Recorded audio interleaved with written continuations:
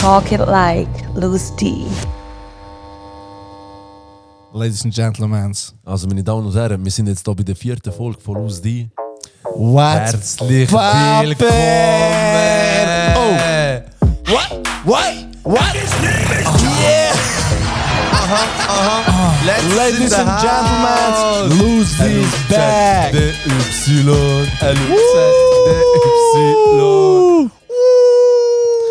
What's poppin'?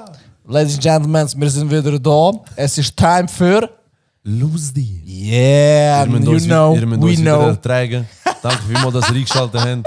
Danke vielmals, Luz, dass du dir Zeit genommen hast mit mir. Da Danke dir, da Andy, sitzen. Bro, dass du dir Zeit genommen hast, dass wir wieder da sind. Ich danke Ihnen, der Herr. Let's. Schön bist du da. A.k.a. Florent Tahirai, unser Gast heute. Unser heutiger A.k.a. Gast. my man, Let's. Der Typ mit der Frisur wie Chuck Norris in der Traumvorstellung. Welcome. Und Applaus. Und vielleicht, wenn wir noch 10 Minuten reden, sagt vielleicht der Letzte auch mal irgendwann etwas. Ja, das kann sein. Kann ich reden? aufstrecken. Hey, schönen guten Abend. Meine Kollegen, schön, dass ich da sein darf. Es ist mir eine riesige Ehre. Danke dir, Mit danke Luz dir. Danke vielmals. habe ich schon viel Zeit verbringen. Luz, ich sage nichts, mach dir keine Sorgen.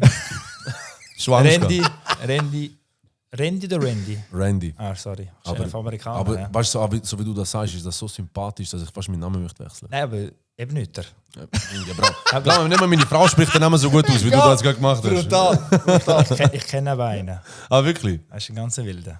Ja, dann ist ja... Besser fragst du nicht, ob er mich kennt. Dann, Ladies and Gentlemen, Applaus mal für den Ein Let's. kurzer Applaus für den Let's. Ich bin gerne klopfen, aber das Mikrofon vibriert dann. Danke Bravo, vielmals, Let's. dass ich da Darf sein man den Let's sagen? Ja, wir sagen fast die halbe Welt so, ja. Ich habe Let's. lang gar nicht gewusst, wie du heißt. Ich habe Ja, nur voll. Let's. Ich frage mich Ja, heute das- noch am Fall. Let's, erzähl mal, wer bist du, was machst du? Also mein richtiger Name, so wie ich im Ausweis drauf stehe, heisst eigentlich Florent Tahirai.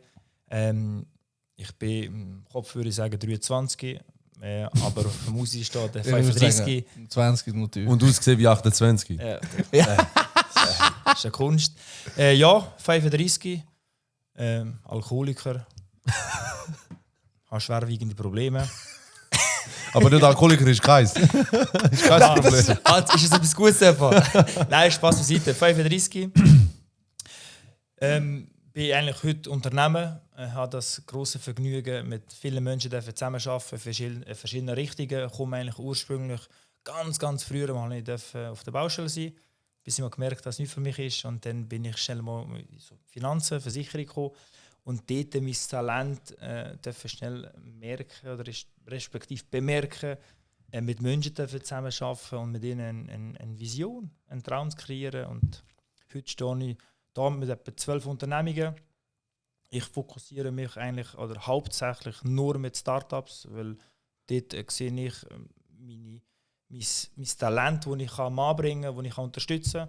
Und versuche mit ihnen ihre Träume zu erfüllen, weil es ist ganz einfach. Wenn du viele Menschen verschaffst, ihre Träume zu erfüllen, ist die Wahrscheinlichkeit, dass die eigenen kannst erfüllen, sehr groß.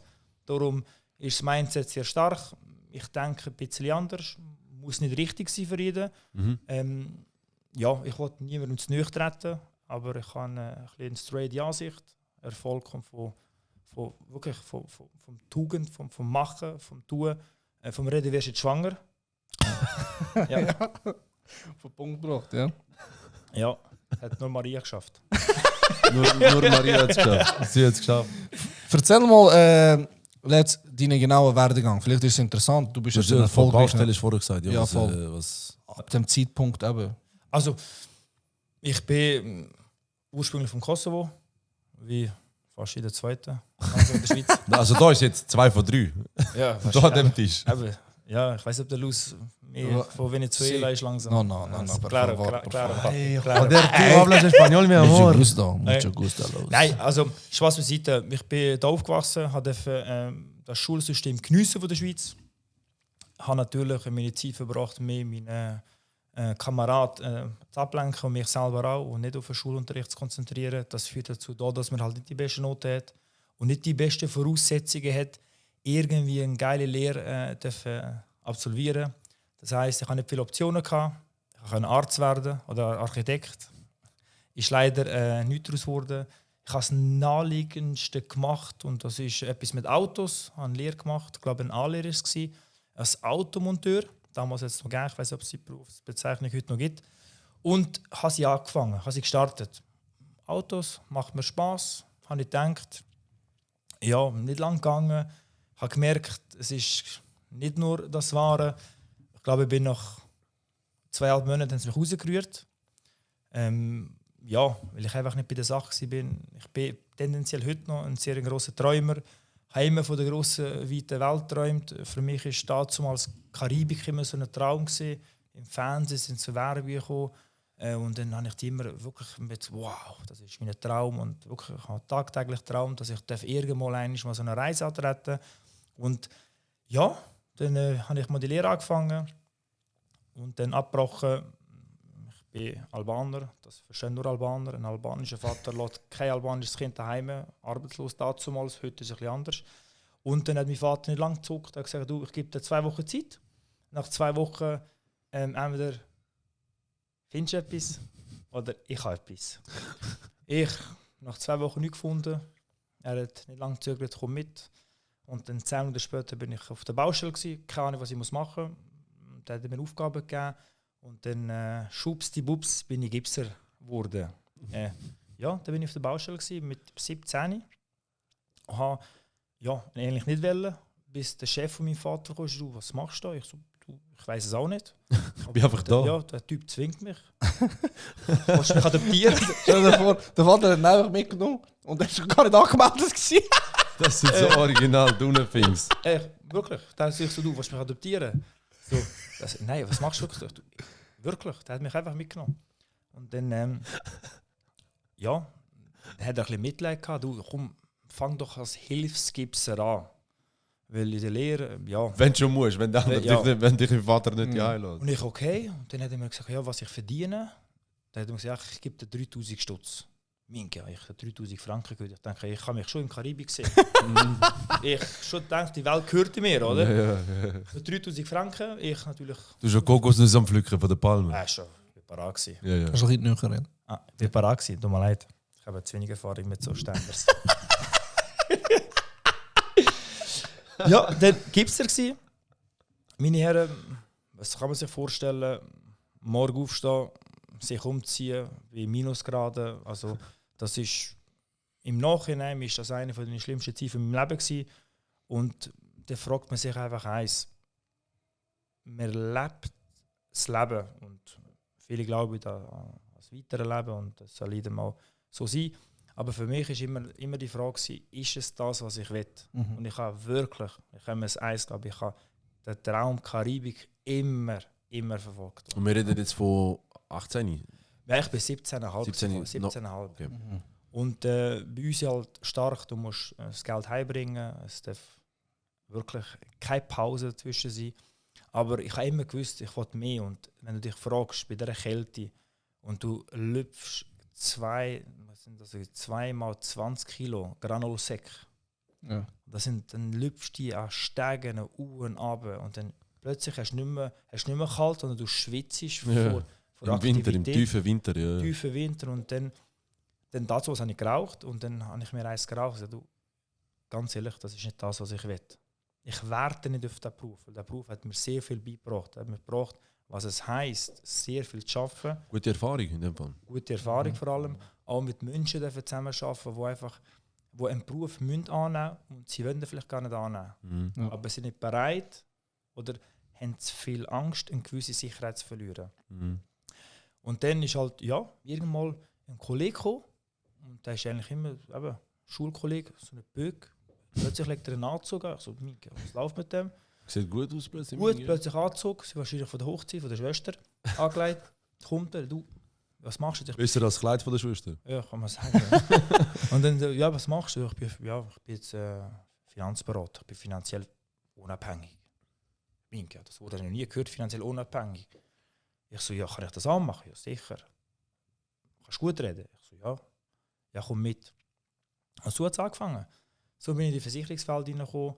Am Anfang wirklich strube Zeit gehabt, weil den ganzen Tag bist voll vergipset im Gesicht und dann plötzlich kannst du duschen und dann legst du eben den Hochzeitsanzug an von deinem Bruder. Hast du ja nicht viel sonst in dem Eben, Moment? Wirklich in dem Moment nicht. Und dann erlebst du das Doppelleben. Und ich habe immer gewusst, ich will ein anderes Leben haben. Und ja, dann nicht lange gehabt, 1-2 Jahre und dann ist mal der Zeitpunkt gekommen, hey, du hast es bis jetzt nebenbei gemacht, das ist irgendwie hat das funktioniert, aber dein Potenzial ist für mich, also mach es 100%. Also, sorry, warte, du hast... Ja. Ich habe nebenbei gearbeitet. Nein, du hast Gips ja immer noch immer gesehen? gemacht. Ja, Hast du immer noch gemacht? Ich habe Gips gemacht und dann habe ich nebenbei habe ich einfach am Abend Okay. habe ich mein Umfeld abgeklappert. Ich habe wirklich dort Okay, zu dort. der Film, okay. Also eigentlich komplett straight. Wie- Einfach kalter Verkauf. Und wie lange hast du Dann die hat circa Kaltakquise, wie lange hast du die gemacht? 1,5 Jahre. 1,5 Jahre? 1,5 Bis Jahre, etwa 19 so der kann Film. man sagen. Und irgendwann ist der Punkt gekommen, wo der Geschäftsführer zu mir kommt, du willst jetzt 100% machen. Ich so, ja, gibt es eine Möglichkeit? Ja, sicher, oder? Und dann ich so, ja, okay. Und dann musst du dir überlegen, was du sagst, weil Provisionsbasis, das ist ja, du verdienst nur Geld in dem Bereich, wenn du etwas leisten. Und etwas abschliessen, ja. Genau. Und ja, dann habe ich mal gesagt, ja, ist gut, ich mache es. Und dann habe ich aber nicht dabei gedacht, dass ich das daheim muss. Mein Vater natürlich auch, was willst du machen? So eine Versicherung, oder? Und in dieser Zeit ist immer so, ist das nicht so ein gutes Thema daheim gewesen. Das 16 Jahre, das heisst, wir reden irgendwo von 07. ja, kannst du sagen, 0708. Schon ganz andere Zeit. Ja. Nein, nein, ist ganz eine andere Zeit gewesen. Und ich kann es nur, ich kann nicht mehr unterbrechen. Nur, dass wir es für die Hörer, damit es auch irgendwo können, dass Minke, das hast du mir gerade alt gemacht, aber ja, das war 16 Jahre gewesen. vor 16 Jahren, wir sind auch schon vor 16 Jahren sind wir auch in der anderen Altersklasse gewesen. Ja, dann habe ich die Stelle angetreten und dann, ja, dann bin ich heimgekommen und dann habe ich meinem Vater die Geschichte erzählt, du, ich würde gerne einen Jobwechsel machen. Und mein Vater, ich bin dort schon wirklich bei 3-4 Jahren gewesen und eigentlich relativ von 3'000 plötzlich auf 4'500 Franken habe mich verwirtschaftet nach Hause. Und dann hat mein Vater gesagt, du, ich würde gerne etwas anderes machen. Er hat das abgelehnt. ja, ich hätte es mir eigentlich können denken, aber ich habe gedacht, okay, ich gehe zum Vater und sage, Also hey, nur dein Vater, aber auch... nur mein Vater. Also Okay. bei uns hat nur mein Vater Aber etwas die- zu sagen gehabt. Ja, also zu dem Zeitpunkt war halt da die einzige Autoritätsperson, die Absolut. da Ja. Ja. völlig verständlich. Und dann, ja. Und dann habe ich nur einen Ausweg gefunden von dieser Misere und habe mich entschieden, ich tue von daheim oder ich ziehe aus oder ich hau ab. Weil ausziehen hätte ich irgendwo anders müssen wohnen. Ja. Aber nein, ich bin weggegangen, habe eine Tasche genommen und dann einfach den nächsten Tag bin ich nicht mehr hergegangen. Ein abrupter Krass. Abbruch von deinem Genau, Wohnverhältnis. wirklich. Ich habe gesagt, nein, es macht für mich keinen Sinn. Und lieber 2-3 Monate den Schmerz erleiden, dafür für meine Freiheit. Oder? Das Wort Freiheit ist für mich heute noch, ist für mich ein sehr großes Thema. Okay. Und dann, 2 Wochen im Auto geschlafen, habe die Stelle angetreten, habe mich mit dem alten Chef eigentlich ausgesprochen.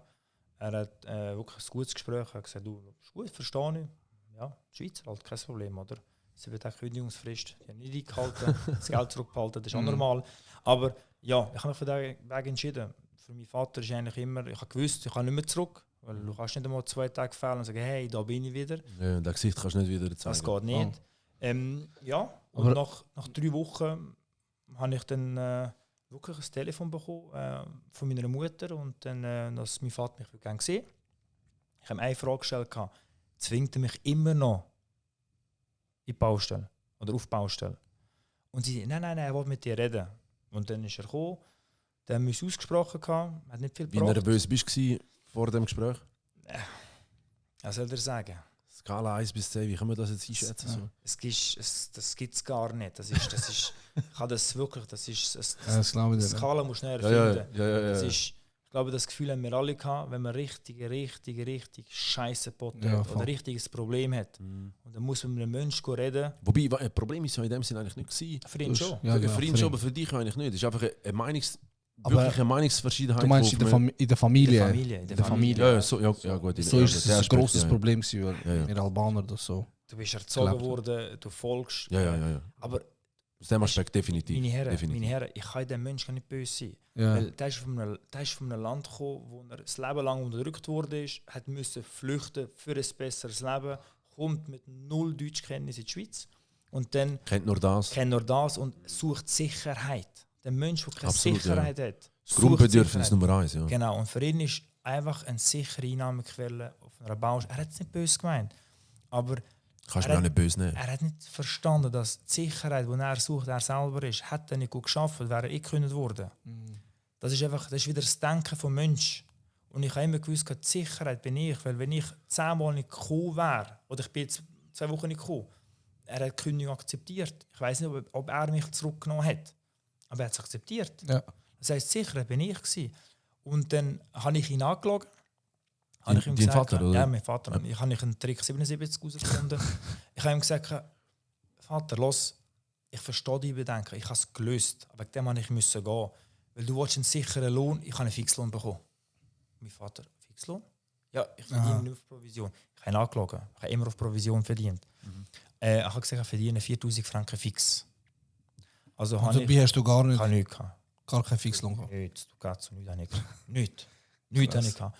Dann habe ich ihn angeschaut und so habe ich meine Lüge eigentlich gestartet als Wow. sagen wir so, im Finanzbereich, Versicherung und Und Finanzbereich. deinen Traum anfangen können leben. Genau. Und dann ist das erste Jahr, ist das Gott. Wenn der Mensch nie Freiheit hat und du gibst ihm viel Freiheit, das ist wie ein Mensch ist ein normaler, verdient viel beim Lotto oder hat Lottogewinn und dann müsste er umgehen mit viel Geld. Kann er auch nicht. Also habe ich es auch nicht können. Ich habe nicht gewusst, was du mit so viel Freizeit kannst machen. Und nachher, sorry, nur ganz kurz, bist du nachher wieder Retour gewohnt zu den Eltern? Nein, ich bin in Retour gewohnt. Ah, Ja. okay. Ich bin in Retour, ja. Soll ich im Auto schlafen? Weiter? Ja, ich denke, vielleicht nach der Wohnung so, nur fürs Verständnis. Nein. Fürs Verständnis. Nein. Ja, da. Nachher war ich in gleich Retour, weil ich ihm ja ihm seine Lösung präsentiert. Er hätte nur Sicherheit wollen. Ich habe gesagt, ich habe Fixlohn. Also ich verdiene genau gleich wie vorher. Wenn nicht mehr, wenn ich mehr mache, ja mehr. Ja. Und dann hat mein Vater gesagt, okay, dann habe ich so einen Arbeitsvertrag wirklich gefälscht und ihm das gezeigt. So wie früher Zeugnis. Und so habe ich eigentlich gestartet. Und eben zum Thema, wie ich gestartet habe. Ich bin von morgen um 7 Uhr bis um 5 Uhr auf der Baustelle. Ich war nie frei gewesen. Und dann plötzlich machst du einen Beruf, wo du 100% eigentlich fast frei bist. Du hast 2-3 Termine, einen mal abgesagt, einen nicht abgesagt. Aber du hast viel Freizeit.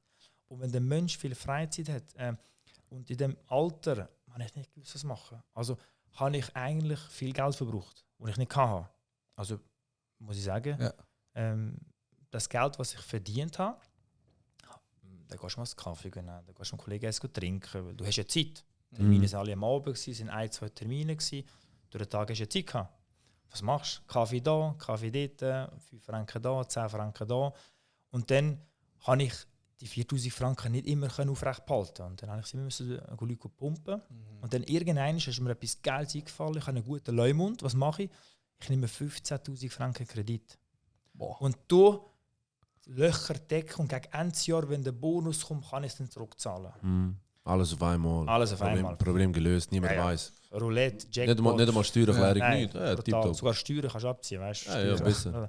Also habe ich gedacht, mache ich das. Habe ich mich verschuldet, um weiter zu machen, weil es hat wirklich nicht gelangt am Anfang. Weil der Lifestyle dir so passt nicht. Nur um mit der Lüge zu leben, auch nicht? Hey, einfach den Traum weiterzuleben, irgendwann Ja, genau. in der Karibik meine Ferien zu verbringen. Es ist immer um das gegangen. Nur um Karibik. Es ist nur gegangen, das Thema frei zu sein und zu entscheiden, was ich jetzt mache. Und ja, habe den Kredit bekommen. Und dann, dann habe ich dann wirklich das Geld ziemlich gut eingeteilt. Und nach 6 Monaten war es dann vorbei gewesen. Dann war das Geld eigentlich till gewesen, das heisst, ich hatte kein Geld mehr gehabt. Dann habe ich noch vom Kollegen, also eigentlich vom Chef, schon ein Kollege gewesen, noch ein bisschen Geld ausgelehnt. Noch etwa 10'000 Franken. Und dann bin ich irgendwann bei 25'000 Franken gekriegt. Aber ich durfte 1,5 Jahre mein Leben, was So wie du dir das vorgestellt hast. Leben. genau, leben. Ich habe mich eigentlich nicht viele Gedanken gemacht, aber ich habe immer gewusst, es kommt meine Lösung. Und irgendein ist, das vergesse ich nie, es gibt so bei uns so einen Ort, es ist so ein Kreuzberg, es ist einfach ein Berg, wo man hinsitzen kann. Und dann habe ich mir eigentlich die Frage gestellt, ist, wem kann ich noch Geld auslehnen? Aus Sicherheit. Ja. Wem kann ich noch fragen? Viele jetzt nicht geben. Oder was kann ich machen? Oder ich darf mich nicht mehr selber anlügen, dass es ein Leben lang so funktionieren. Und habe eigentlich in dem Moment gemerkt, ich muss mein Leben ändern. Und Das ist auf dem Kreuzberg passiert. Das ist am Kreuzberg passiert. Und ich kann heute Historischer Moment für dich. Ja, Krass. sehr im Fall. Ich habe dort sehr Glaub ich. sehr viele spezielle Momente erlebt. Und das Beste, was mir passieren kann im Geschäftlichen ist, ich durfte meine Partnerin, heute meine Frau, Mutter von meinem Kind kennenlernen. Und dort ist die ganze Zeit, wo ich vorher dann, nicht dass Kollegen schlecht sind oder irgendetwas, aber mit Menschen verbracht, die mir keinen Nutzen gegeben haben, die mich eigentlich abgehalten haben, immer noch in die Karibik zu gehen. Immer noch der Traum, zu leben, frei sein. Und dort habe ich mein Mindset, weil ich jetzt studiert habe, und dann habe ich Verantwortung müssen übernehmen, die ich in meinem Leben nie hatte. Wann hast du sie kennengelernt? Im 2010. 2010, okay. Und dort, noch ein Jahr später, ist sie von Deutschland hergekommen. Und dort habe ich Verantwortung gehabt. Plötzlich ist ein Mensch, der studiert und kann nicht immer noch mehr Geld von Leuten auslehnen. Ja. Und dann irgendwie das Gefühl haben, es kommt gut. Dann habe ich angefangen und ich kann mir eins glauben, wenn der Mensch muss und Verantwortung tragen muss und es respektiert, dann habe ich mich persönlich gesagt, hey, jetzt gebe ich alles, anstatt der Zeit, wo ich mit Kollegen wirklich das Kaffee gehe, dann versuche ich doch den Job richtig auszuüben. Krass. Und habe meine Zeit so fest eingeteilt, dass ich praktisch keine Zeit hatte für jemanden. Und Halt voll Gas geben. Vollgas geben. Ich habe nichts gekannt. Ich bin am Morgen ins Büro. 220 in dem Fall. Nein, 223. Die bin genau 223 gewesen, ja genau. Also müssen es rein rechnen. Und ja, dort habe ich dann wirklich meinen Job eigentlich so gelernt, wie man lernen muss. Und jetzt hast du angefangen, dein Mindset ein bisschen fokussieren auf gewisse Themen. Genau. Das heisst, jetzt habe ich musste mein Leben geben, weil weißt, du hast plötzlich eine Partnerin, die die Verantwortung trägt, weil sie studiert. Und dort hat es bei mich wirklich einen Klick gemacht. Und dann in diesem Jahr habe ich alles, was ich jemals falsch gemacht habe, richtig gemacht und einfach geschafft. Ich bin in jeden Termin gegangen. Ich habe den Mensch, wo ich war, komplett eigentlich revidiert und habe mich eigentlich wie in einer Rolle gesehen. Ich bin zum Kunden gegangen und habe versucht, eine Rolle zu sein. Also ich habe gedacht, hey, ich bin jetzt in einer Theaterausführung und ich gehe dir und ich mache richtig Action. Und weil für mich Spass eine grosse Bedeutung hat beim Arbeiten. Und das war ein Jahr, wo ich 880 Abschlüsse gemacht habe. In einem Jahr? In einem Jahr. Das arbeiten heute nicht mehr ganze Firmen. Krass. Ich habe Montag bis Samstag, Sonntag teilweise gearbeitet. Jeden Moment, wo ich Zeit hatte, habe ich versucht, mehr zu machen. Und in diesem Jahr habe ich dann gemerkt, hey, wenn du an dir selber glaubst und wenn das Leben ein bisschen fair ist und respektive ein Mensch in deinem Leben eintrifft, bei mir war es wirklich meine Partnerin, weil ich musste. Sicher, ich sage jetzt wegen ihr, aber es ist eigentlich mehr die Angst, dass ich irgendeinen Menschen mehr Scheiße hineinreite. Und dort habe ich eigentlich wirklich Klick gemacht. Und dann habe ich gedacht, okay. Und dann ist dann der Moment gekommen, wo ich durfte, endlich mal nach jahrelangen Visionen, nach Träumen, ein All-Inclusive Angebot auf Punta Cana. Er hat es geschafft. Er ist in Karibik. Kurzer Applaus für den Letzten in der Karibik. Kokos Nüsse am Fliegen. Brutal. Und all-inclusive. All-inclusive. Gratuliere. Ich habe erst nicht mehr, was es heisst. Alles gratis. Also gratis. Ja. Vorher hast du gesagt, 07 bist du mit dieser Vision gestartet und jetzt reden wir von? Es war vorher dann nicht mehr gewesen, aber im 07 habe ich einfach stark, weil wenn du einen Job machst, wie ein Gipsjob und du bist den ganzen Tag mit dem beschäftigt, musst du dich ablenken, wenn es dir nicht Spass macht. Ja. Oder vielleicht kennt der eine oder andere zulassen das Gefühl, du bist gerade in einem Job drin, wo du einfach machst, weil du einen machen musst. Weil deine Gesellschaft dir aufzwingt, hey, mach doch etwas einfach, damit du etwas hast. Aber verflucht noch einmal, Mann. Wir haben 24 Stunden vom Tag. Und 8 Stunden sollte der Mensch schlafen. Und 8 verdammte Stunden sollte man arbeiten, im Minimum. Und das ist ein Drittel von deinem Leben. Und ein Drittel von deiner Lebenszeit. Also, wenn du von einem Drittel von deinem Leben einen Job machst, wo du jeden Morgen aufstehst und sagst, hey, Scheiße, der Pisser wollte ich nicht sehen. Oder, oh, jetzt kommt der wieder. Jetzt kommt der. Dann hinterfragt dich, warum Wenn es dir machst keinen du Spaß das? macht, dann Genau. Ja. musst du Und das irgendwas ist ändern. Du kannst es nicht zwingen. Ich finde, es ist halt eine wichtige Botschaft, die man so Absolut. raustragen kann, dass, wenn dir irgendetwas nicht passt, dir selber, wenn du Ja, für dich ja. selber entscheidest, das gefällt mir nicht, das möchte ich nicht, dann musst du das anpassen und ändern, amigo. Genau. Du musst das angehen. Es kommt nicht Genau. irgendeiner kommt und sagt, ey, ich habe deinen Genau. Traum und ich möchte den Traum für dich verwirklichen. Genau. Du musst das selber machen, Das amigo. ist so.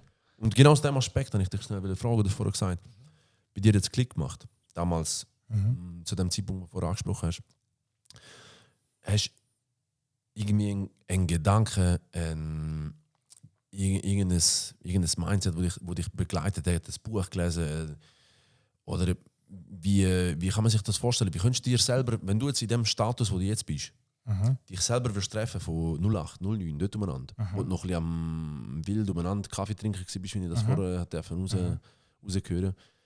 Was wäre ein wertvoller Ratschlag für dich selber, daher? Ich glaube, das Wichtigste ist, wir Menschen sind Spezialisten, um uns selber anzulügen. Ich glaube, das Einzige, was du dir musst fragen ist, und das ist wirklich das, was ich meine, ist, ich habe es letztens bei einem Seminar, gerade vor kurzem, wirklich von einem gehört, und wo ich Gänsehaut bekommen habe. Er sagt, du wirst als Unikat geboren. Du bist ein einmaliger Mensch. Sehr wertvoller Satz. Du hast eine einmalige DNA. Und du bist ein speziell. Es gibt nur dich, so wie du bist. Und verfluch noch einmal. Stirb nicht als Kopie, wo viele Menschen Krass. sterben.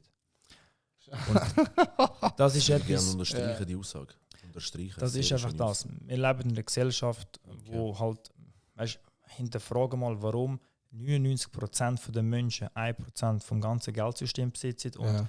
1% der Menschen 99% vom gesamten Geld haben. Hinterfrag dich, was du machst, warum du es machst.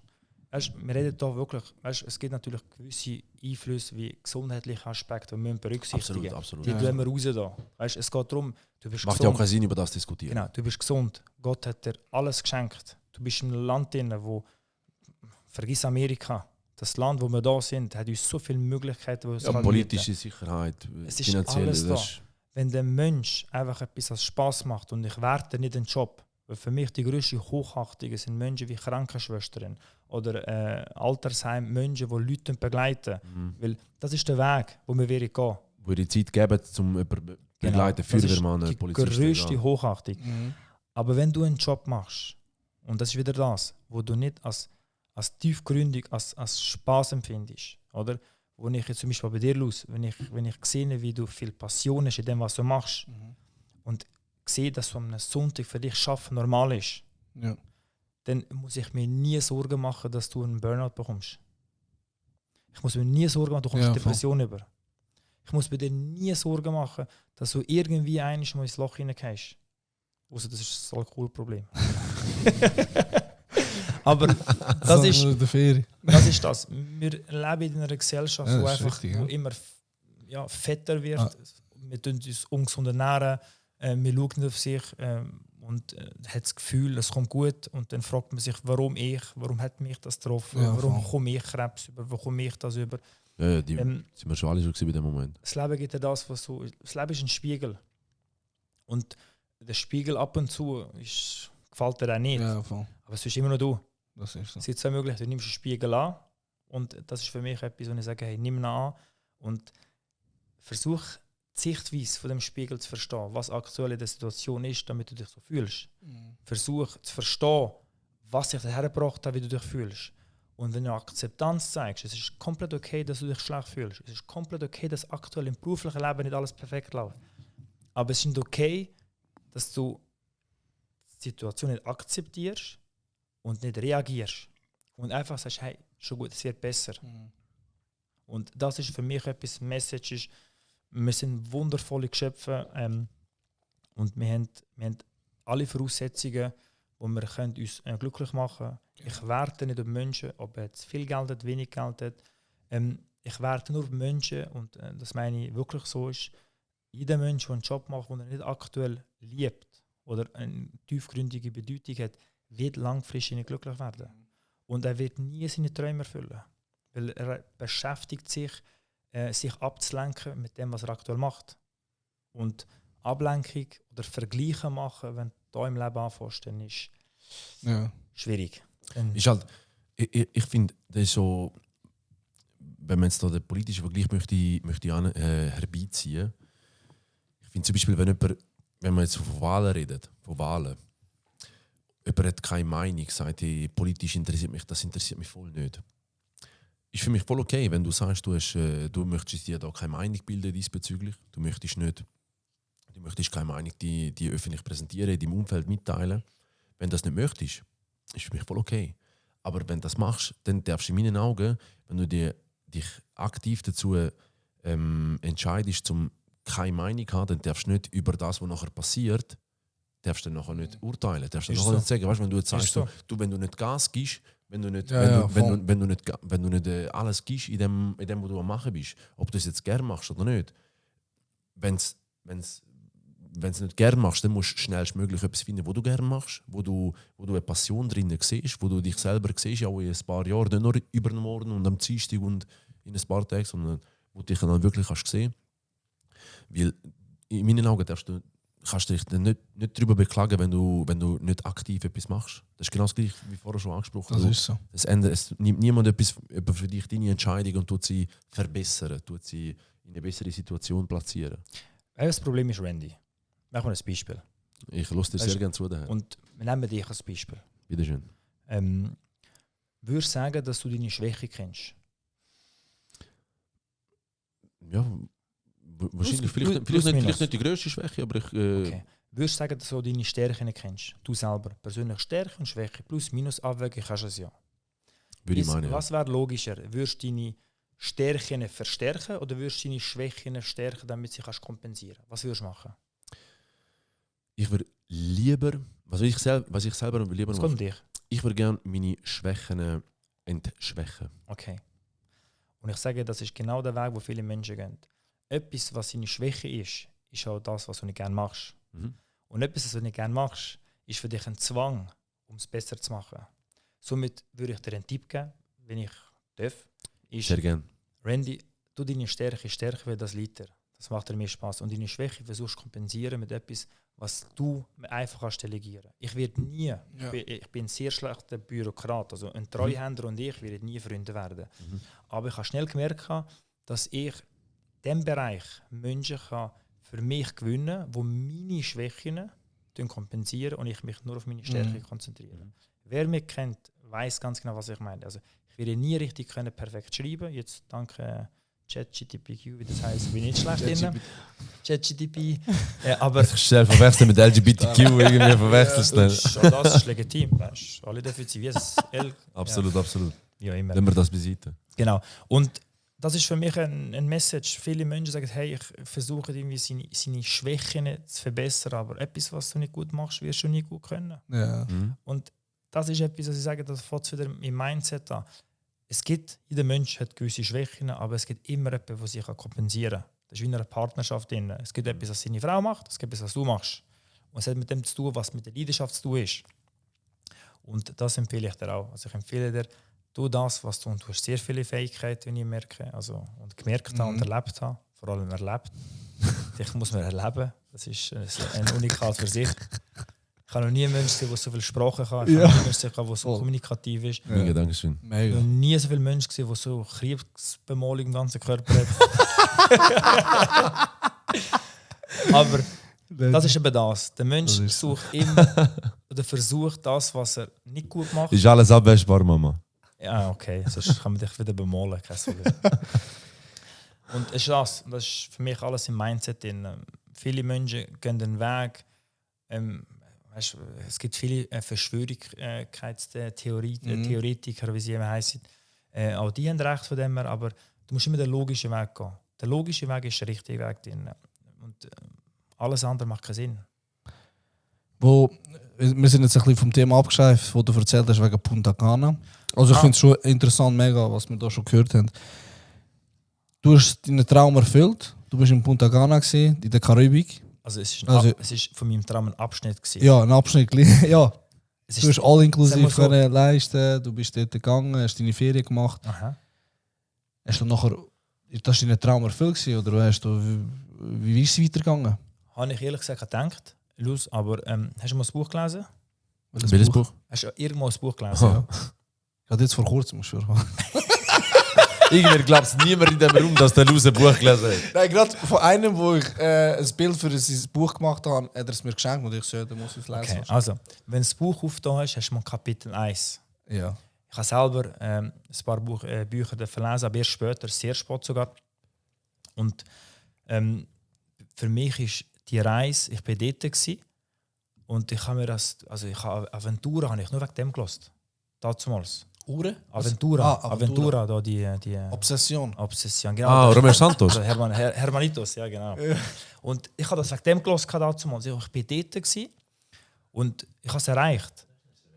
Und das war für mich der Moment gewesen, wo ich gemerkt habe, die Welt ist so groß. Ich war 12 Stunden in dem Flugzeug drin gewesen. Oder 10,5, nein, sorry, 10,5 Stunden gewesen. Das Einzige, was ich geflogen bin, ist auf Kosovo. Ja. Stunde Für 50. das. Ja. Ich bin Das war 10,5 der Stunden. Horizont. Wo der Und dort habe ich gemerkt, Scheiße, wie groß und wie weit die Welt ist. Und wie wir die Möglichkeiten haben, innerhalb von 10 Stunden als die andere Seite der Welt zu bereisen. Und dort ist für mich der nächste Klick gekommen. Das ist nichts. Das war nur ein Kapitel, wo mir die Möglichkeit gegeben hat, weiterzudenken. Und ja, da bin ich bin dort gewesen, ich habe jahrelang geträumt, dorthin zu kommen. Ich bin dort gewesen und ich wollte zurück und ich wollte noch mehr machen. Krass. Und das ist für mich Das ist wieder... auch richtig. Das ist auch genau richtig. Weißt du, wenn dich dann deinen eigenen Erfolg anspornt zu mehr Erfolg. Das ist vom Inneren gekommen. Ich kann das nicht mehr erklären. Ich bin dort gewesen, ich vergesse das nie wieder. Ich bin dort gewesen, habe Banana Mama getrunken, so ein Getränk. Und wirklich, ich habe rausgeschaut ins Meer, die Weite, ich habe die Schönheit angeschaut und dachte, Scheiße. Mit wem bist du eigentlich gewesen? Mit meiner Frau. Sehr schön. Damals. Nein, ist noch nicht, ich bin noch nicht geheiratet. Okay. Nein, ich bin noch nicht geheiratet gewesen. Und ja, dort ist für mich der Moment gekommen, wo ich ganz genau gewusst habe, hey, du hast es bis dahin geschafft. Du kleine Pisser aus Dagmarsellen. Also du bist von Dagmarsellen? Dagmarsellen. Könnten wir das? Das ist letzte Gemeinde von Luzern Richtung Aargau, wenn man Richtung Basel fährt, Genau. oder? Letzte ist Wieke. Oder genau. ungefähr letzte in die Richtung. Okay. Halbstunde. Sorry, ich bin kein Luzerner. Von allem Kein entfernt. Problem. Ich bin gut bin kein Luzerner. Was hat dich nachher, in dem Fall, ist das nachher deine Motivation gewesen, weil die Welt so gross ist, hast du weitermachen und dann, was war der nächste Step gewesen? Der nächste Step war, irgendwann habe ich meinen Job perfekt gemacht. Was mache ich? Ich mache mich selbstständig. Ich habe ein Unternehmen gegründet, habe ein Team aufgebaut. Also permanent eigentlich, in deinem Angestelltenverhältnis permanent in der Versicherungsbranche tätig gewesen? Permanent. Ich habe in der Versicherungsbranche gearbeitet als Angestellte. Und dann bin ich zurückgekommen und ein halbes Jahr später habe ich meine Selbstständigkeit geplant. Geplant ist etwas anderes, ich einfach anfangen machen. Genau, wirklich einfach machen, ein GmbH gegründet. Auch wirklich mit Fremdkapital damals, weil anders nicht möglich war. Und gestartet, wirklich. Am Anfang alleine, sehr gut gelaufen. Irgendwann hatte ich Leute aufgebaut. Und dann eigentlich wirklich geil Geld verdient. Viel mehr fürs Gleiche. Und dann irgendwann habe ich mich gefragt, okay, was mache ich? Baue ich ein Team auf? Und dann habe ich ein Team aufgebaut, einmal 1 Mitarbeiter, 2 Mitarbeiter. Und in der Spitzenzeit als Angestellte im Unternehmen, kannst du sagen, wo ich selber aufgebaut habe, ca. 35, 40 Nasen gehabt. Wow. Schon eine gute Anzahl. Genau. Und im 2015 war es dann so wie gewesen, dass man kann sagen, Wie alt bist du dort? in 2015 9 Jahre, 26. 26. Und mit 26 ist 26, das stimmt, das vergesse ich nie wieder, habe ich auf dem Firmenkonto meine erste Million als Gewinn ausweisen. Krass. Das war mit 26 gewesen. Also Ende Jahr Steuererklärung, das so. Alles kannst du sagen netto. Und dann, habe ich gedacht, der Geschichte komme ich nachher. Ist ja wirklich 1 Million übrig geblieben und dann habe ich mich gefühlt, als jetzt bist du Millionär. Das Wort Millionär ist das erste Mal in meinem Leben. Was ist das für ein Gefühl? Was hast du gefühlt? Was ist das? Das Problem ist, du fühlst es eigentlich nicht. Aber der Einfluss von außen, wenn du es erzählst, gibt dir so viel Anerkennung und Macht, dass du irgendwie es geil findest. Beeindruckend findest. Aber du selber, es ist eine Zahl.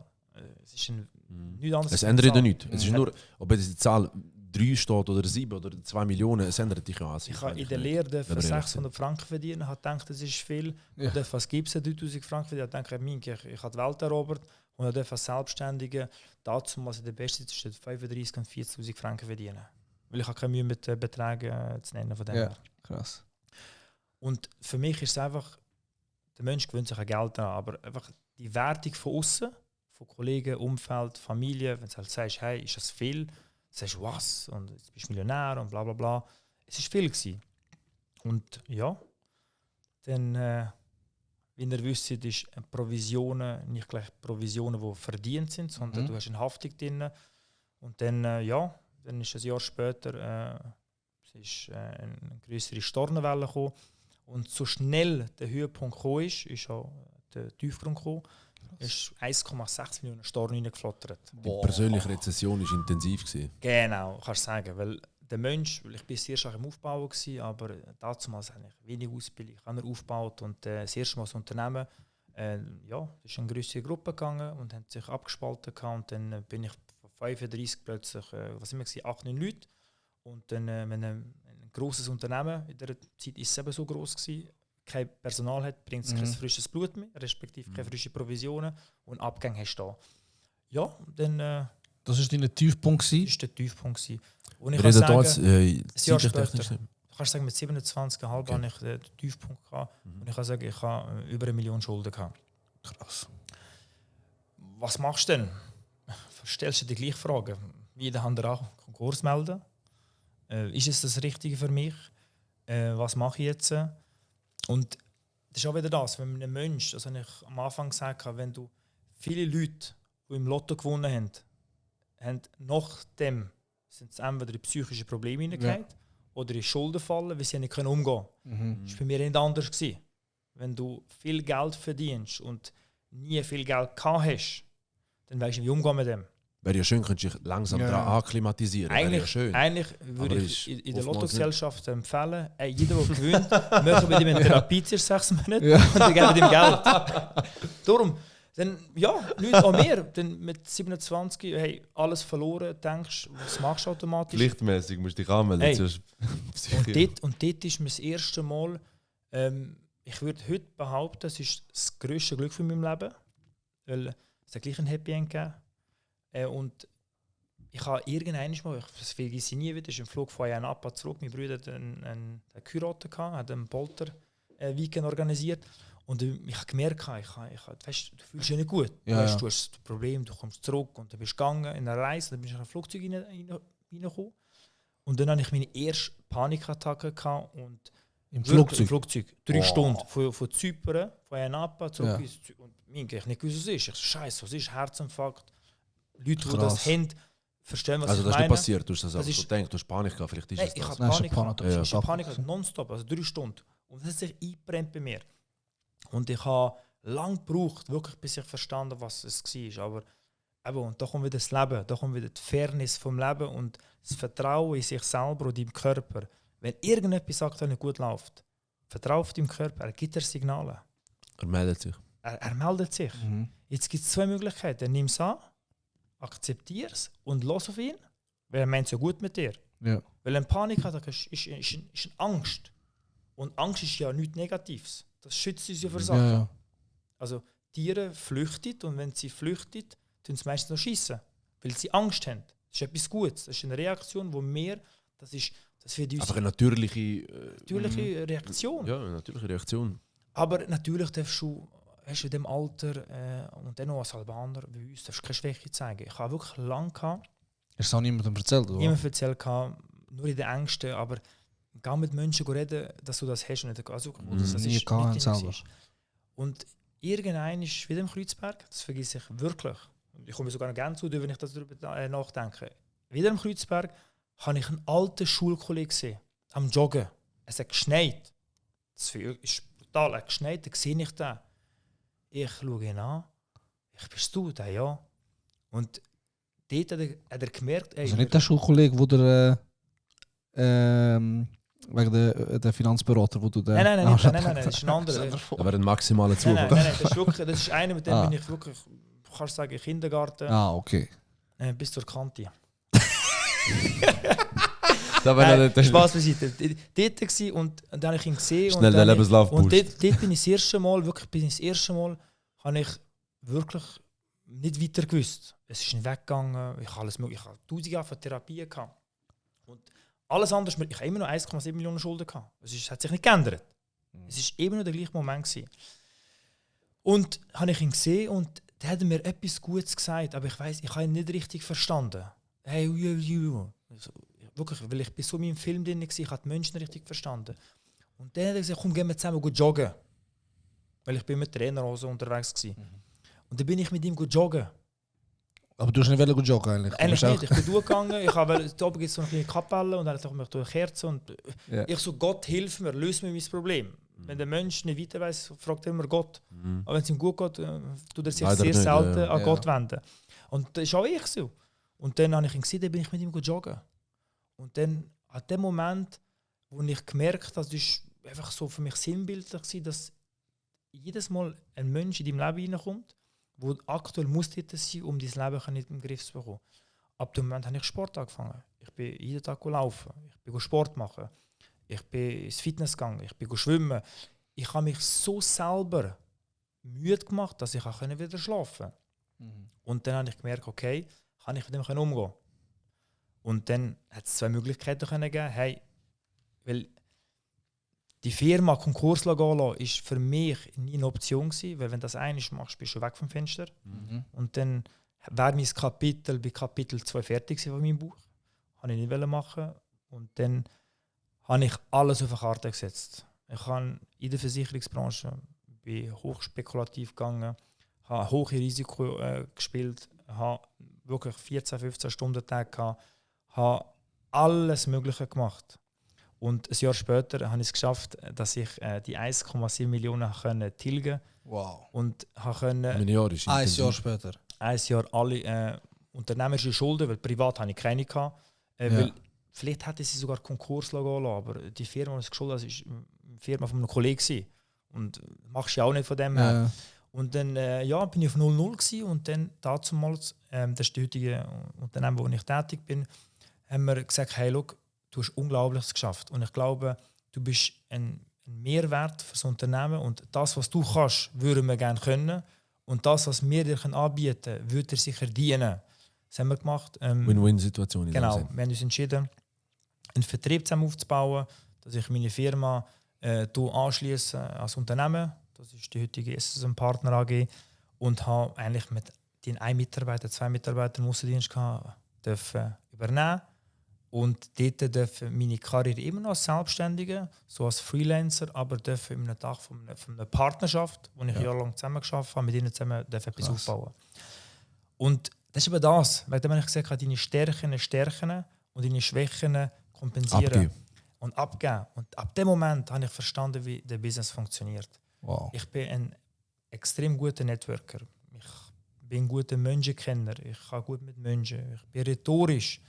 Bin ich auf einem guten Weg. Aber Thema Buchhaltung, Buchführung, Zahlen, Daten, Fakten ist nie meins gewesen und wird nie meins werden. Aber es gibt Menschen, die das können. Und meine Geschäftspartner das sehr gut beherrscht und in diesem Moment können. Ein Jahr später war das ein Partner bei 25 Mitarbeitern gewesen. Dann sind wir auf 35 Uhr gekommen. Heute ist das Unternehmen mittlerweile verkauft worden. Wir dürfen ein bisschen partizipieren, ein bisschen Geld verdienen und wir sind knapp bei 300 Mitarbeitern. Also Wow. das ist... Sorry, nur ganz kurz, wenn ist die Zusammenarbeit mit der SSM Partner ist 2018 entstanden. 18. 18 entstanden. Also in 5 Jahren 300 Mitarbeiter. 300 Im Mitarbeiter. Schnitt 60 Leute pro Jahr. 60 Leute. Und der Wachstum war die letzten 3 Jahre gewesen. Wow.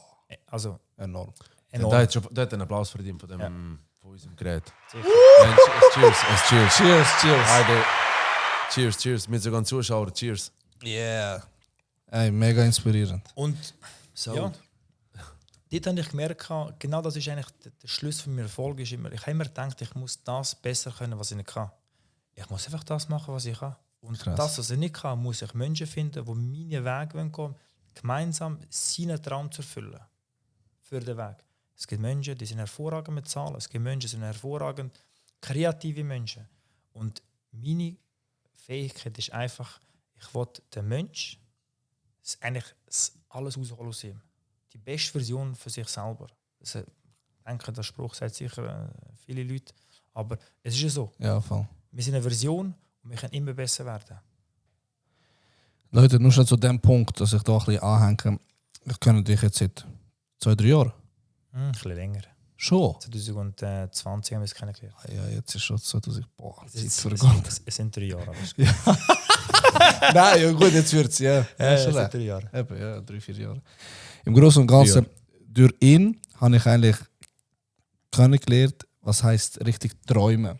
Also weißt, eigentlich habe ich mir früher immer so Ziele gesetzt, von kleinen Zielen, weißt, so Step by Step. Aber wo ich diesen Typ kennengelernt habe, ohne dir jetzt Props zu geben, weil du da bist, aber das habe ich auch schon in anderen Leuten so erzählt. Da bin ich einer von vielen. Nein.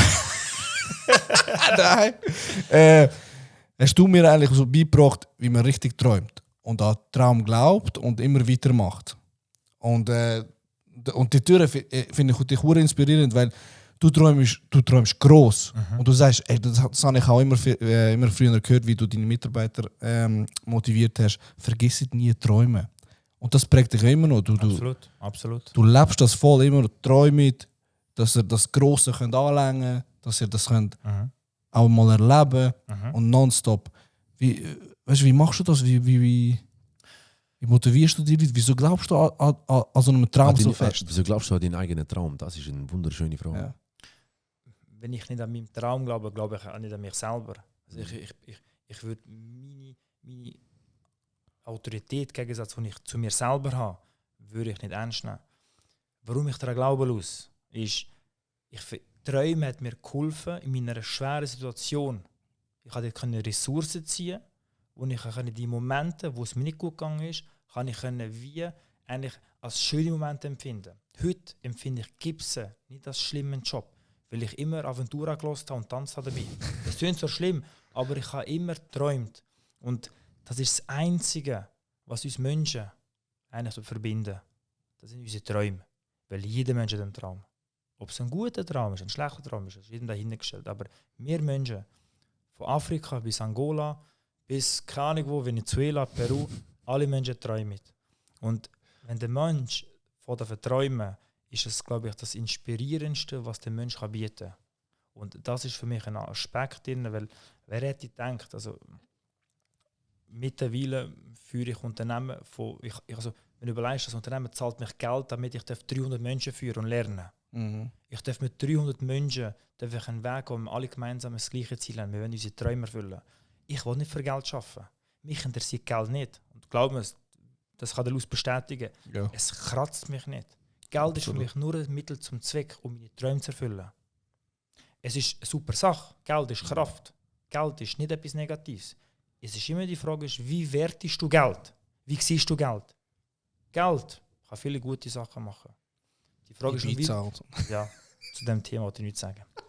Für mich ist wirklich das schönste Gefühl, ist, wenn ich am Morgen aufstehe, Randy, und darf im Luz seinen Traum sehen, ich darf deinen Traum sehen und ich darf von allen Menschen, die mit mir den Weg in ihren Traum sehen. Und ich weiss ganz genau, vielleicht macht mich das geil. Wenn ich weiss, hey, ich kann 1% dafür beitragen, dass ich vielleicht in deinem Traum mitwirken darf. Wie auch immer.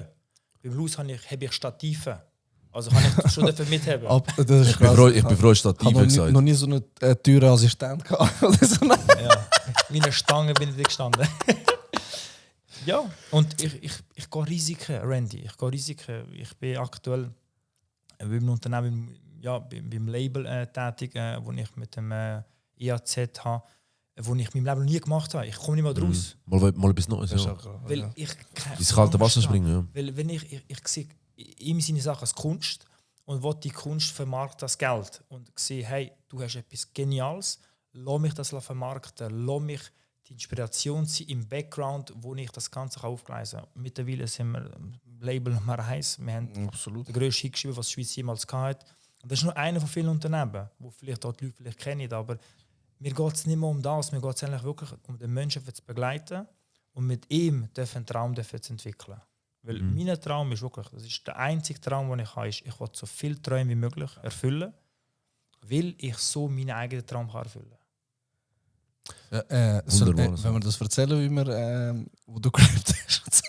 Scheiße. Das war ein riesen. Das ist wie mit erzählen oder trinken. Er trinkt einfach direkt.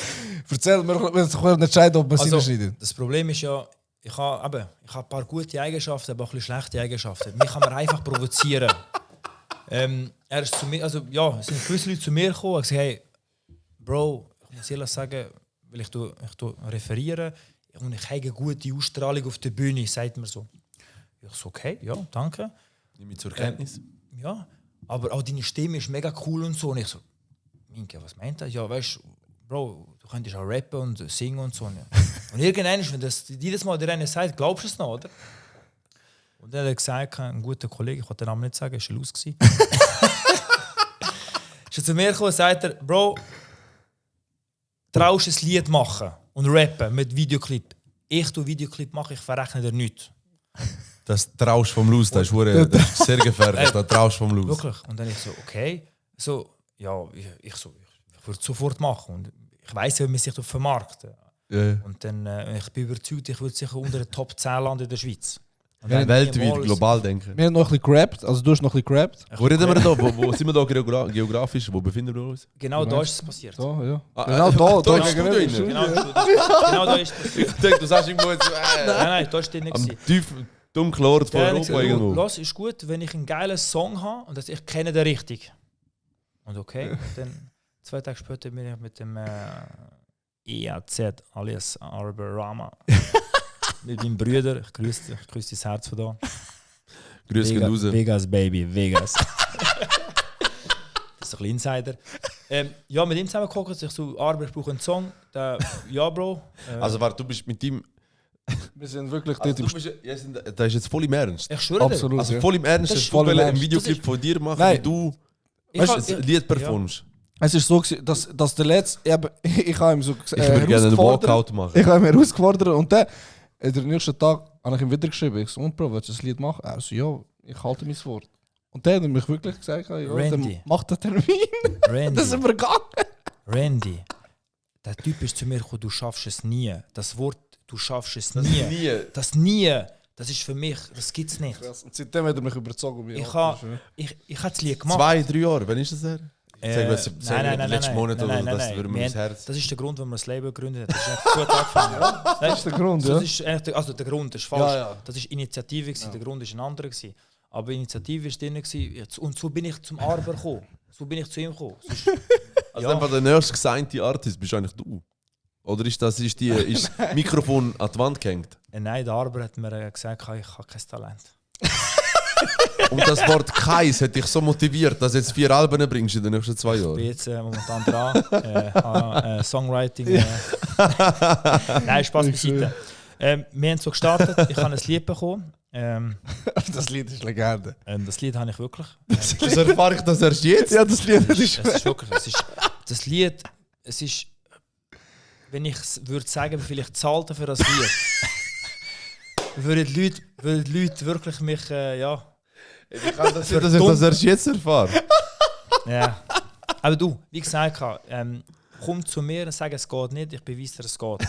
Also habe ich einen Menschen gefunden, wirklich ein ganz cooler Typ, von mir aus gesehen, einer der besten Künstler. Das sage ich nicht, weil er mit mir zusammen das Leben Sehr hat, kreativ. sondern er ist einfach Wenn er das hört, ist er ja vor 2 Wochen schon da gewesen. sicher, er ist Tresos Forever. Und für mich ist einfach wichtig, gewesen, im Lust zu beweisen, dass es keine Grenzen gibt. Und ich habe es gemacht. Ja, und er hat es geschafft. Also, das ist Ja. krass. Wir sind dort, gewesen, wir haben es gemacht und dann kann ich es machen. Aber dann habe ich plötzlich ein Telefon von daheim bekommen. Also wenn du das machst, Schatz, komm, scheide her. Und weil ich habe das Lied geschickt und dann hat es bei mir daheim angefangen. Und dann habe ich natürlich zum Wohle einer gesunden Beziehung daheim müssen meine, wie hat er mich genannt? Big L. Ja, Big L, Big ja, L. Big L. Deine Oder nein, Gesangskarriere. Nein, Ein Stückchen, aber so. Skinny Lads. Stimmt. Skinny. Also, schau, der Skinny Lad, ich nehme mein Handy für und ich tue den Kontakt direkt sofort umtaufen. Ich habe Skinny was für Lad. Skinny, Mann? Ich habe Sixpack Let's. Nein, wirklich, das Was für eine ist Legende. dort einfach ein Moment gewesen, wo ich genau so, wie ich, so dumm wie ich bin, gehe ich einfach Risiko ein. Und ich bin Sorry, das reingegangen. Skinny Let's habe ich schnell so Land genommen. Ja, ich habe dich nachher dann was schon bei uns gesehen.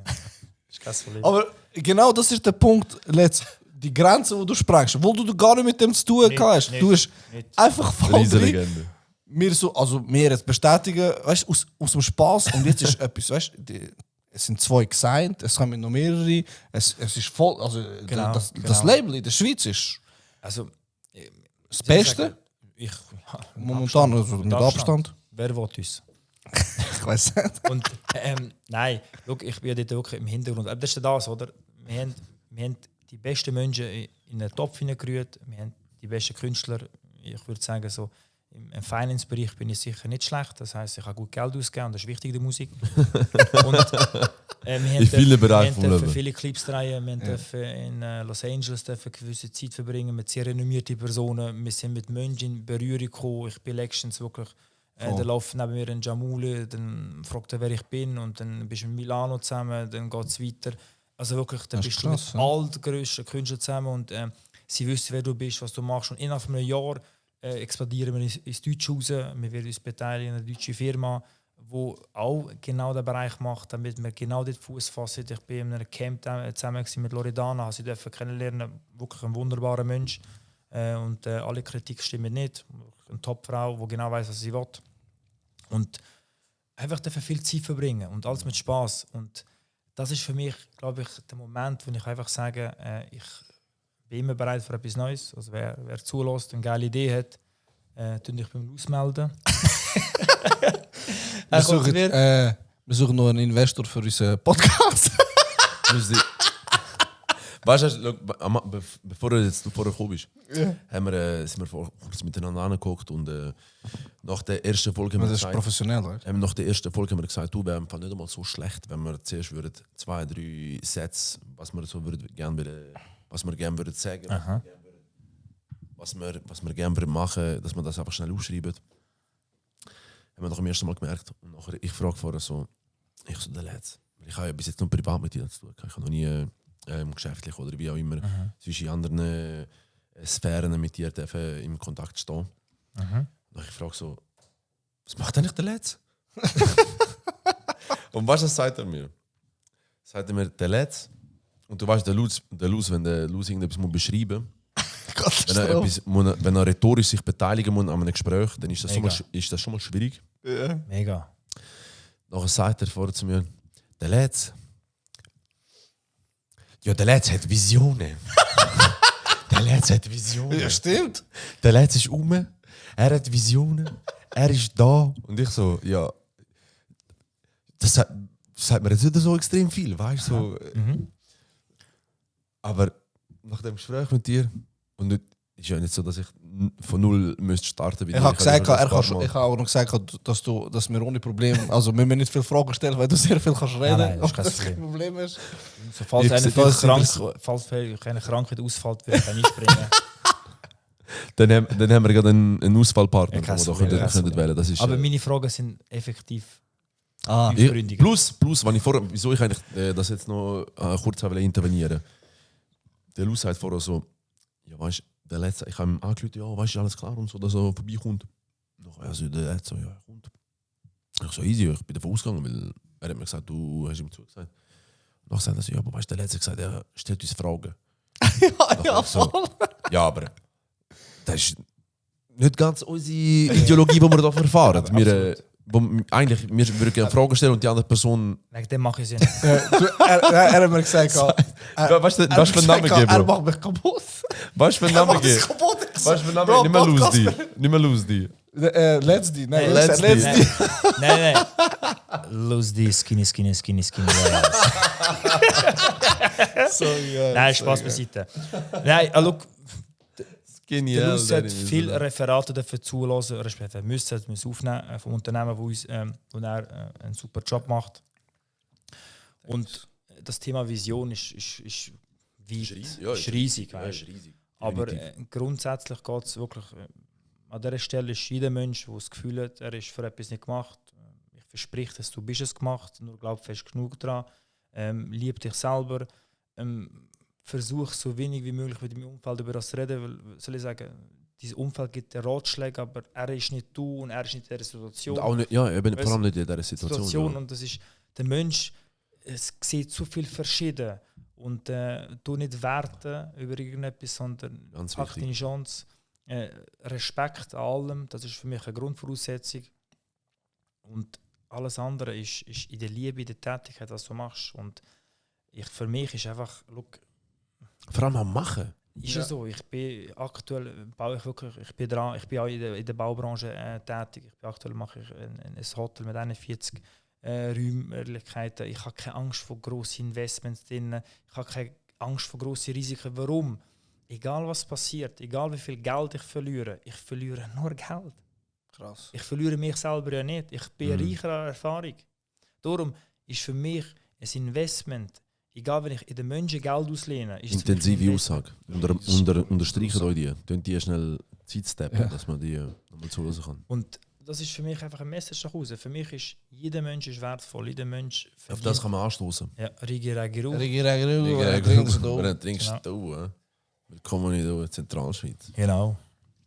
Und das ist einfach das. Eigentlich bin ich wirklich, weil ihr habt eine hohe Reichweite oder Reichweite und ich wollte euch Hörer einfach sagen, es sind wunderbare Menschen, jeder auf seine Art und glaube dem, was ihr möchtet. Wenn ihr etwas merkt, was euch nicht gut tut, hinterfragt das Ganze, sind kritisch, aber kritisch mit einer guten Sicht, weil man kann auch kritisch sein mit einer schlechten Sicht drin. Und tun bitte euch Umfeld. Ich empfehle immer wirklich, viele sagen, hey, mein Umfeld habe ich mir gesucht, wo ich einen Nutzen hatte. Nicht, weil ich in meinem Profiteur war, weil aktuell hat mir der Mensch keinen Nutzen gebracht und dann muss ich weiterziehen. Das ist, wir sind Menschen, wir sind Wanderer, wir sind auf dem Planeten und weißt, auch das. Auch historisch gesehen, nicht einfach so einmalig. So, ich bin, obwohl ich ein Albaner bin, fühle ich mich als Weltbürger und ich schwöre dir, ich respektiere jede Religion. Giovanni. Ja, der hat mich geprägt, mir und viel Geld gekostet. Das ist ein anderes Thema.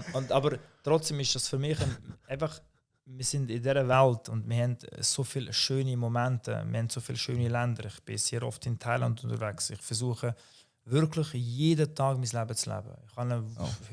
Aber ich habe einen Sohn, wo mir die Welt gezeigt hat. Ich habe bis jetzt gedacht, ich kenne die Welt, aber so viel Liebe, die ich für das Kind kann empfinden kann, das ist für mich eine Neuentdeckung. Es ist eine Neuentdeckung drin. Und ich empfehle jedem Menschen, wirklich träumt, glaubt dem, was ihr möchtet. Und auch das, was ihr möchtet, Jungs, Hochachtung. Weißt, ihr macht einen Podcast zusammen. Ihr sind zwei Kollegen, die sich eigentlich nie gekannt hätten, würden sich eure Frau nicht kennen. Klatsch für unsere Frauen. Ist so. Und, Nein, Bro, das haben wir gesagt. ja, Bro, wir diskutieren das jeden Podcast und jetzt. Bro. Es geht um mich, nicht um mich zu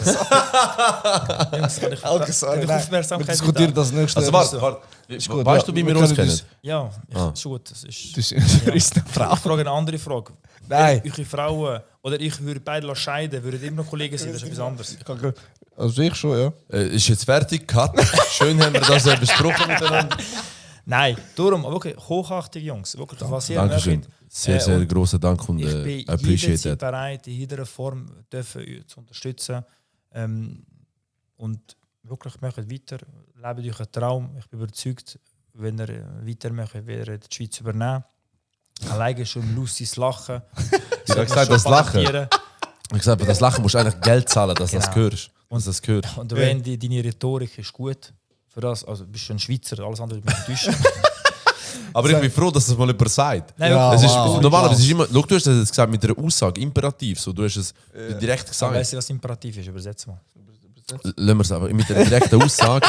Aber normalerweise ist einmal so, nicht du bist Schweizer, sondern du bist Schweizer. So die Frage. So, ich muss mich immer erklären, Nein, wenn ich sage, Du bist es 100%. Dankeschön. Ihr Aber wenn die letzten 10 Folgen immer mit Albanern legt ihr waren. eigentlich immer den Ich Ehering an? glaube, ja, sicher. Okay. Stolz. Ja, wir haben Angst vor unseren Frauen. Okay. Ich habe aus dem Grund Ich habe glaube, ich die Sprache gelernt von meiner Frau. Nur ich habe Angst vor. Aber ich muss sagen, ihr habt viel gemeinsam. Ihr habt im 23 beide geheiratet. Ja. 1-2 Monate Unterschied. Ihr Ja. habt beide, also ihr sind starke Alkoholiker, wenn es muss sein.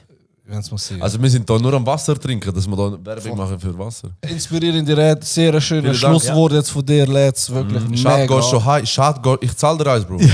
Aber in Zürich, im Baselland hinein, Danke dir für die vielmals wie für alt deine Wien. Zeit. Danke dir sehr vielmals für gern. deine Du, Zeit. Es ist jederzeit. mega spannend gewesen. Also Ich ich hab's muss ehrlich mega sagen, gefeiert. sehr Wow. inspirierende Worte, die du da mit uns Sehr geteilt gern. hast. Dass, wir schätzen das sehr, sehr. Sehr gerne. Vielen Dank, dass du dir Zeit genommen hast. Let's. Sehr Absolut. gerne da gewesen. Sehr vielen Dank, dass wir auch Publikum dabei haben heute. Ja, unser erster Publikum. Thank you so much. Publikum, danke vielmals. Make-up-Artist und die anders. Muito obrigado. Somos dragão. Danke Noch vielmals. einmal danke, dass ihr da sein dürft. Ich würde euch sagen, ihr mich buchen, aber ich wäre zu teuer. Und macht weiter so. Ich bin stolz auf euch. Und, Danke dir vielmals. ich hoffe, jeder Einzelne hat können profitieren von dem und hat einfach ein bisschen lachen. Nehmt uns nicht zu ernst. Wir machen Das ist Also, aber- das ist ein wichtig. bisschen Eigentlich, das ist Spaß. auch ein bisschen unsere Message, Genau. nicht? Genau. Weißt du, dass man etwas mitnehmen kann und dabei auch kann das ein oder andere Lächeln Yeah. auf die Lippen zaubern können. Ladies and Yeah. Gentlemen. Aber nicht vergessen, es Lucy. wird bounced. LUZ. Ibiza. LUZ. Thank you so Ayanapa. much, Yeah. Florentine. Yeah. Luz. Check this out. Randy. Yeah. Bye. Let's. See you next time. Thank you so Estamos much. por aqui, estamos por aqui. Não Yeah. somos Thank you, thank you. Thanks, guys.